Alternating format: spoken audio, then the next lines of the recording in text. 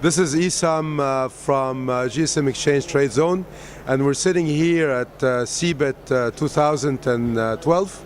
I'm sitting with Steven McMahon from Redeem. So welcome, Steven. Hello, hello. How are you doing? You're here at TradeZone, and you've been, this is the third day of the show, actually the fourth day of the show. So how is the show for you so far? Yeah, it's been very good. Yeah, we've had a good response. Obviously, we're quite a niche offering for the trade zone here. We're the only mobile phone recycler. So yeah, it's been good. The response has been really good. We've had people queuing up to wait to see us, and yeah, very good. Yeah. Okay, so let's talk about your company, Redeem. Redeem, basically, you just said that it's a recycling company. So if you can maybe walk us through of how the recycling process works and from A to Z. So I understand that you're buying the phones from the consumer directly. If you maybe explain the process? Yeah, so we look after O2, for instance, in the UK is one of our main partners, and we look after those guys in terms of running the O2 Recycle website. The O2 Recycle website, you would go on, for instance, and trade in your mobile phone. You can also trade in multi-product as well, so iPads, iPods, games consoles. You can go on and put them in. You get a monetary value back for what you've got lying in your drawer at home. You're not using it. You want to upgrade to the latest phone and use that money to go ahead and do that. So that's how it works. Basically, go online, tell us what you've got. A basic condition of the phone, does it work, is it damaged in any way? If it is damaged, then obviously there's a percentage taken off for any sort of damage. The phone then comes into us, we process the phone, data wipe, go through the phone, test it, make sure if it's working, call test, on iPhones check Wi-Fi, things like that, grade the phone, and then put it into to grades. So our grading criteria works grade A, B, C, D, and the LCD no power, so that's damaged screens, the unit doesn't power on for whatever reason. We then go out and sell that product in various sources, various places. So we sell it out to, we've got an office in Hong Kong, for instance, which takes most of our lower end stock, so our grade C, D, some of the damaged stock as well. Guys out there buying it to refurbish phones. A lot of our grade A, B and C stock stays within Europe. We've got customers all over Europe, opening up new customers as well in the US, South America, Middle East as well, more customers coming on board. So yeah, that's the process basically from when you register the phone, a basic of how we process it, how we grade the phone, as well as our own refurbishing program that we have as well, where we refurbish phones, box them back up, basically an as new phone, sell it out as that. Yeah. Okay, so you touched on a lot of things there. You touched, first of all, you're working with a network operator. Yes. So you're working with O2. Is that the only network operator you're working with, or you're working with others as well? We work with other operators over Europe. All over Europe, not only the UK. Yeah, worldwide. We're looking for any of the mobile network operators to work with worldwide.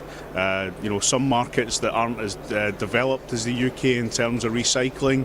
Some markets don't have any recycling program. Some countries don't have any recycling program.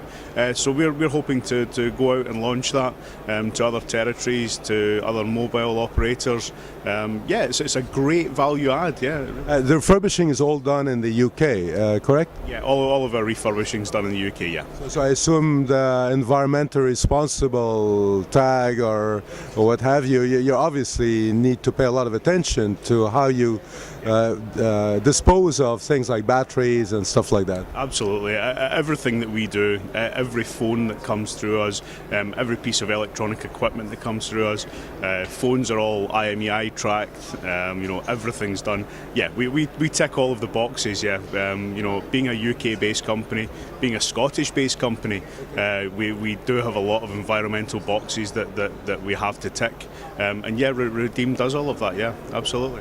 Okay, so we talked about sourcing the phones from the networks most of the time. We talked about the refurbishing and how environmentally responsible you are. How about the selling? How is your sales process? Do you sell? What's the typical markets you sell in, and what's the typical buyers of your phones? So yeah, the largest market that we have at the moment is obviously the Hong Kong market. It's a bit of a beast to feed. You know, the appetite for mobile phones over there is huge. So yeah, you know, that's certainly one of our largest markets. There's a lot more value add to be done to product as well. So if you look at, again, the refurbishing program that we have in place just now, that opens up more markets to us. It opens up new customers to us as well. Lest we forget that we have a large volume of used phones as well, and these going into other emerging markets that can't necessarily afford a brand new box product, but they want that particular handset. We can provide that price differential, and we can provide sustainability of supply as well, which not all the guys that are dealing in new product can do. How long have you known gsmExchange for? gsmExchange I've known for a few years now, and I've worked with two companies, and both companies that I've worked with, I've had memberships with gsmExchange. Yeah. The other company, do you want to mention the name, or? No. Well, forget it. Okay, and how do you use gsmExchange, and what kind of value does it provide you? gsmExchange for us is a really valuable tool. It not only gives us market intelligence on new product, it also gives us a real basis to know what's going on in the market, to see what phones are selling most, to see what's going on in the marketplace. Really, we use it as a valuable tool, and really as a method of contacting people as well. We've got, again, quite a niche offering in terms of used phones, in terms of refurbished phones, and that kind of goes against the grain a little bit with gsmExchange, and certainly most trade platforms as well. So it's not unique to you guys. But we have then the ability to contact people. If we put a post up for sale for any particular phones, we can then contact that company and see the people that are looking for that, contact them, and perhaps be able to sell refurbished into them, to be able to sell used, to open it up. But as gsmExchange grows and more people use it, we're getting contact from it as well. I would say we've done more indirect business from it in terms of the good contacts that we've made, rather than direct business. But it's a valuable tool, definitely. Yeah, understood. So gsmExchange is geared towards the new products. Yeah. So that the system matches up buyer and seller on a particular model. Whereas you, as a refurbished distributor, you a lot of the time are selling bulk stock, which is not exactly the way the marketplace works. Not really, no. But as I say, we can then put a post up for sale and identify them. Absolutely, yeah. You've been here in CeBIT. This is your fourth day. How do you feel about CeBIT? How was your experience in the trade zone?